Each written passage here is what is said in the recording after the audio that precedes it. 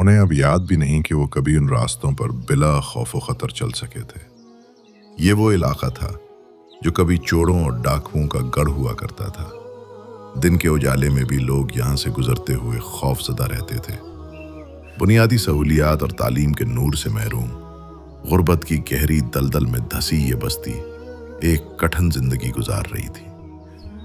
वो किसान जो अपना खून पसीना एक करके मिट्टी से रिस्क उगाते थे, उनकी हालत बेगार के मजदूरों जैसी थी। दरमियानी लोग और एजेंट उनके पसीने की पूरी कमाई लूट कर ले जाते थे।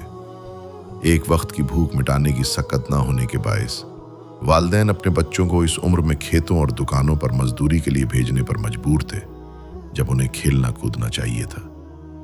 उन मजबूर माँ बाप के आंसू इसी मिट्टी में गिरकर जज्ब हो गए। इससे भी ज्यादा दिल दहला देने वाली हालत उन झोपड़ियों में मुकीम लड़कियों की थी। वो मजबूर वालिदैन जिनके पास बेटियों की शादी के लिए वसाइल नहीं थे, इस हद तक मजबूर हो गए कि अपनी बेटियों को घर से भाग जाने का कहने लगे। गुर्बत और भूख इस बस्ती की अखलाकी अक़दार को दीमक की तरह चाट रही थी। ये एक ऐसी कौम थी जिसकी उम्मीदें पूरी तरह दम तोड़ चुकी थीं। उन तमाम मसाइब में सबसे ज्यादा तकलीफ दे मंजर यतीम बच्चों के आंसू थे। वो यतीम जिनके सर से वालिदैन का साया उठ गया और वो दर दर की ठोकरें खाने पर मजबूर हो गए। खानदान के वाहिद कफील बाप के इंतकाल के बाद ये मासूम बच्चे उन माओं के लिए बोझ बन गए जो अपनी जिंदगी के नए रास्ते तलाश करने पर मजबूर थीं। वो बच्चियां जिन्हें उनके सगे रिश्तेदारों ने महज यतीम होने की वजह से तन्हा छोड़ दिया ताकि वो कल को उनके लिए बोझ न बन जाए। इस घप अंधेरे में उम्मीद की एक कर्न तीबा गार्डन की सूरत में नमूदार हुई। ये महज एक इमारत नहीं थी, बल्कि इस कौम की नई जिंदगी का आगाज थी।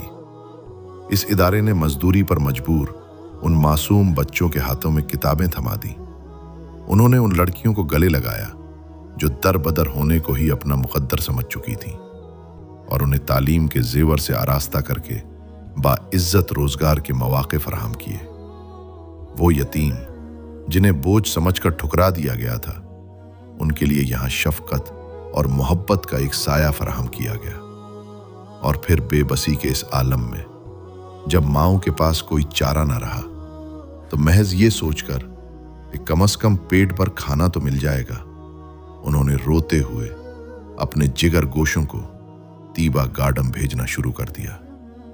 तीबा गार्डन ने इस बस्ती का हाथ थामा और उसे इल्म और मोहब्बत की एक नई दुनिया से रोशनास कराया। चोरों और डाकुओं का मस्कन कहलाने वाली ये जमीन आज इल्म और हिकमत का गुलिस्तान बन चुकी है। तीबा गार्डन की सबसे बड़ी कामयाबी ये है कि इसने उन अबतर हालात से निकालकर एक ऐसी नई नस्ल को तराशा है जो आज फख्र से सर उठाकर अपने पैरों पर खड़ी है। वक्त अब बहुत आगे निकल चुका है। ये इदारा इस पूरी बस्ती की नई जिंदगी का अक्कास है, जो आंसुओं और गुर्बत के अंधेरों से निकलकर रोशनी की तरफ गामजन है।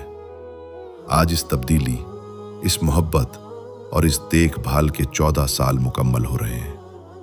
माजी के जख्मों को अपनी ताकत बनाते हुए इस मिट्टी की भलाई और यहाँ के लोगों को गले से लगाने के लिए अभी एक तवील सफर तय करना बाकी है।